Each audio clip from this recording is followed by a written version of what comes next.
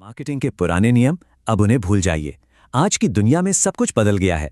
Technology, customer की बदलती आदतें और ग्लोबल मार्केट ने मिलकर पूरी बाजी ही पलट दी है।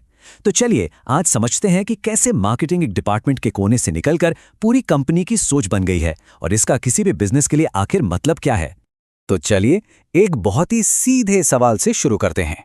बहुत से मार्केटर्स को ऐसा क्यों लगता है कि उनके हाथ बंधे हुए हैं? उनके पास आइडिया तो कमाल के होते हैं, पर उन्हें लागू करने की पावर नहीं होती। आखिर ऐसा होता क्यों है? इस कहानी से ये बात बिल्कुल साफ हो जाएगी। सोचिए एक बड़ी यूरोपियन एयरलाइन के मार्केटिंग वीपी के बारे में। वो चाहता है कि कस्टमर का एक्सपीरियंस बढ़िया हो, खाना अच्छा मिले, केबिन साफ सुथरे हो, टिकट की कीमत भी सही हो। लेकिन मजे की बात यह है कि इन चीजों पर उसका कोई कंट्रोल ही नहीं है। केटरिंग डिपार्टमेंट को अपनी कॉस्ट बचानी है, मेंटेनेंस डिपार्टमेंट सबसे सस्ती क्लीनिंग सर्विस हायर करता है और फाइनेंस डिपार्टमेंट किराया तय करता है। तो नतीजा क्या निकलता है? मार्केटिंग डिपार्टमेंट बस एक कोने में बैठा रह जाता है, जिसका कंपनी के असली प्रोडक्ट पर कोई असर ही नहीं पड़ता। तो सवाल ये है कि ये दिक्कत शुरू कहाँ से हुई? इसकी जड़ें उस पुराने मार्केटिंग मॉडल में हैं जो दशकों तक चलता रहा। चलिए पहले उस पुराने मॉडल पर एक नज़र डालते हैं। बहुत सालों तक मार्केटर्स के पास एक स्टैंडर्ड टूल किट होता था। इसे कहते थे मार्केटिंग मिक्स, और इसमें बस कुछ गिने चुने ही टूल्स थे। ये हैं वो फेमस 4 P's। पहला, प्रोडक्ट, मतलब आप बेच क्या रहे हैं। दूसरा, प्राइस, भाई इसकी कीमत क्या होगी। तीसरा, प्लेस, यानी कस्टमर इसे खरीदेगा कहाँ से। और चौथा, प्रमोशन, मतलब लोगों को इसके बारे में बताया कैसे जाएगा। दशकों तक मार्केटिंग का मतलब बस इन्हीं 4 चीजों को घुमाते रहना था।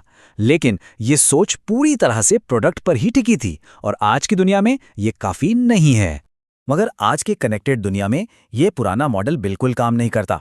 असल बदलाव तो तब आता है जब मार्केटिंग सिर्फ एक डिपार्टमेंट की जिम्मेदारी ना होकर पूरी कंपनी की सोच बन जाती है। जरा सोच कर देखिए, क्या हो अगर R&D टीम लैब से निकलकर सीधे कस्टमर से बात करने लगे। जब फाइनेंस टीम सिर्फ नंबर्स ना देखे बल्कि कस्टमर की ज़रूरतें भी समझे, और जब मैन्युफैक्चरिंग प्लांट के दरवाजे भी कस्टमर्स के लिए खोल दिए जाएं, बस तभी मार्केटिंग हर किसी का काम बन जाता है। और इसी नई हकीकत को, जहां सब मिलकर काम करते हैं, समझने के लिए मार्केटिंग का एक नया अपडेटेड फ्रेमवर्क सामने आया है। और ये है वो बड़ा आहा मोमेंट। देखिए, बाईं तरफ है पुराने 4 P's और दाईं तरफ हैं आज के नए 4 P's: पीपल, प्रोसेसेस, प्रोग्राम्स और परफॉर्मेंस। और एक बात पे गौर कीजिए, ये सिर्फ एक अपडेट नहीं है। जो नया मॉडल है ना, उसका प्रोग्राम्स वाला हिस्सा वो पुराने चारों P's को अपने अंदर ही ले लेता है, लेकिन उसे लोगो, प्रक्रियाओं और परफॉर्मेंस के कहीं बड़े नजरिए में फिट करता है। तो ये सिर्फ एक लिस्ट नहीं, ये एक पूरी की पूरी फिलॉसफी है। चलिए पहले नए P यानी पीपल को समझते हैं। इसके न 2 बहुत गहरे मतलब हैं।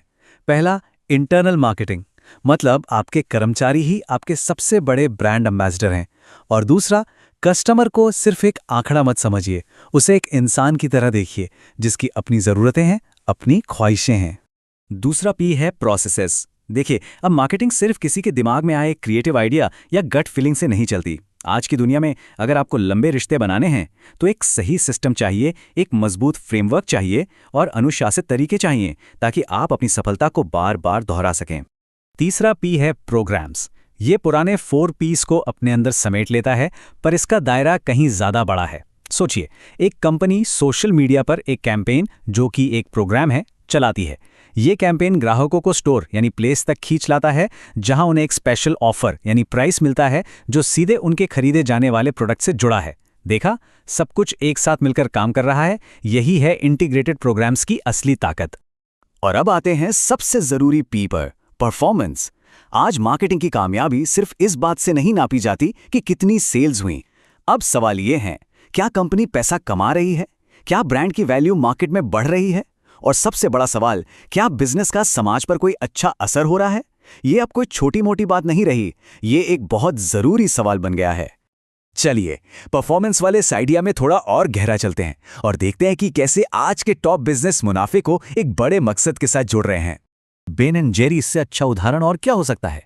लोग उनकी आइसक्रीम सिर्फ इसलिए नहीं खरीदते कि वो टेस्टी है, बल्कि इसलिए भी खरीदते हैं क्योंकि वो कंपनी की सामाजिक और पर्यावरण से जुड़ी सोच पर भरोसा करते हैं। यही तो है परफॉर्मेंस की नई परिभाषा। असल में बेन एंड जेरीज जैसी कंपनियों ने ही ट्रिपल बॉटम लाइन के कॉन्सेप्ट को पॉपुलर किया। ये आइडिया सीधे सीधे परफॉर्मेंस मार्केटिंग से जुड़ा है, जहां कामयाबी को सिर्फ एक नहीं बल्कि 3 पैमानों पर देखा जाता है।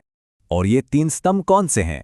पहला प्रॉफिट यानी कंपनी का मुनाफा, दूसरा प्लैनेट यानी पर्यावरण पर कंपनी का क्या असर है, और तीसरा पीपल यानी समाज और लोगों के लिए कंपनी क्या कर रही है। आज की जो बड़ी कंपनियां हैं ना, वो इन्हीं तीनों के बीच एक बैलेंस बनाने में माहिर होती हैं। नाइकी का उदाहरण भी देखिए। उनके प्रोग्राम सिर्फ जूते बेचने के लिए नहीं होते, वो एक बड़े सामाजिक मकसद से जुड़ते हैं, और ये परफॉर्मेंस का एक जबरदस्त उदाहरण है। जरा ये आंकड़ा देखिए, नाइकी ने 7 करोड़ से ज्यादा पीले लाइफ स्ट्रॉन्ग ब्रेसलेट्स बेचे और उससे लैंस आर्मस्ट्रॉन्ग फाउंडेशन के लिए $80 मिलियन से भी ज्यादा की रकम जमा की। अब ये वो परफॉर्मेंस है जो सिर्फ जूतों की बिक्री से कहीं आगे है। इससे एक ही बार में ब्रांड की वैल्यू भी बढ़ी और समाज पर एक पॉजिटिव असर भी पड़ा। तो इस पूरी तरह से बदले हुए माहौल में आज के एक मार्केटर के असली काम क्या है? चलिए आखिर में इसे संक्षेप में समझते हैं। आज एक अच्छे मार्केटर का काम सिर्फ ऐड बनाना नहीं है, उसका काम है कंपनी के लिए ग्रोथ की स्ट्रैटेजी बनाना, कस्टमर के साथ एक गहरा रिश्ता बनाना और एक ऐसा ब्रांड तैयार करना जो सालों साल लोगों के दिलों में रहे। सच कहें तो ये बिजनेस की सबसे जरूरी भूमिकाओं में से एक बन चुकी है। और जाते जाते एक बड़ा सवाल आपके लिए छोड़ जाता हूं, इस पर सोचिएगा जरूर। क्या मार्केटिंग हमें ऐसी जरूरतें पैदा करती है जो असल में होती ही नहीं, या ये सिर्फ हमारी पहले से मौजूदा जरूरतों को पहचान कर उन्हें पूरा करने का एक जरिया है? इस पर सोचिएगा जरूर।